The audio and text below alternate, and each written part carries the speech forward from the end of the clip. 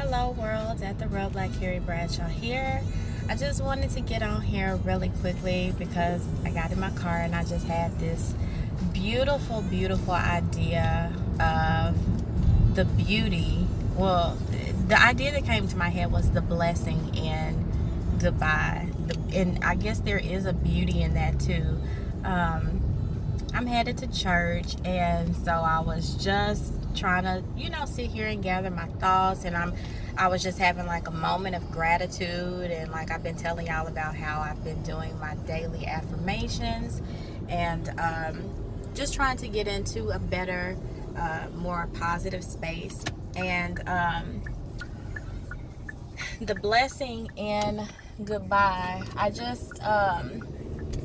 was just thinking about, like, as far as relationships go, a lot of times we get so bogged down by the whys and the what ifs, and we just get caught up on like all of the wrong things. And for a long time, myself included, I've been like, talking to like my girlfriends and really just exploring myself. What can I do in the moment of having one of those moments where I'm just like, oh no, I'm down on my luck, I'm feeling sad, about the breakup, and it can be paralyzing to get caught up in that moment. And so I asked one of my good girlfriends that I trust, what do you do in that moment? I wrote a blog on it. I wrote a blog called The Chitlin Circuit, so y'all check that out at TheRealBlackCarrieBradshaw.com. It's not what you think. I mean, it's it's what it sounds like, but it's not what it sounds like.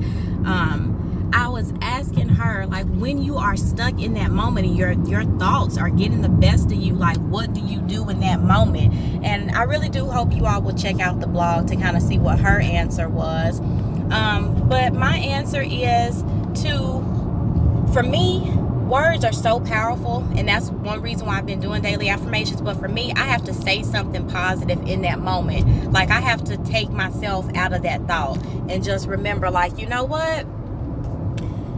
I just say something positive. Like, even if I don't believe it in that moment, even if I don't feel it in that moment, you have to like do something to change your frequency in that moment. So for me, I'll just say something like, God, I'm thankful. God, I need you on this. God, I trust you. Or, sometimes I'll just say something like, I'll just think about a negative trait about that person. I just think about stuff, because what I do a lot of times when I get like lonely and by myself, I start thinking like, oh, he's with somebody else and I'm here by myself. And when I think about that, I start thinking, well, you know what?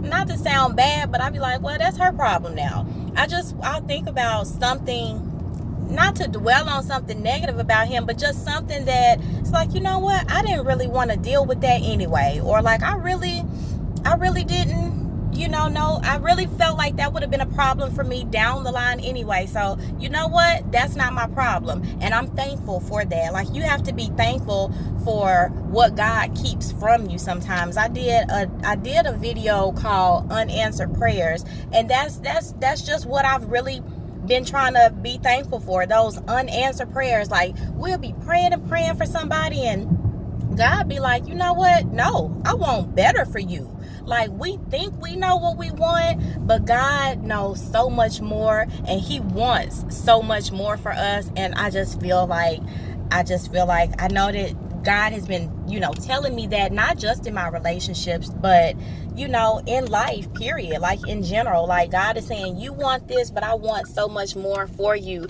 So it's not always a bad thing. We have to start to see the beauty in those goodbyes and realize that sometimes God is saving us from the things that we really think we want. I hope that you guys will take a minute to give this video a thumbs up, and please subscribe to my channel. As always, thanks for watching. Thanks for stopping. And I hope you'll stay tuned for this next video.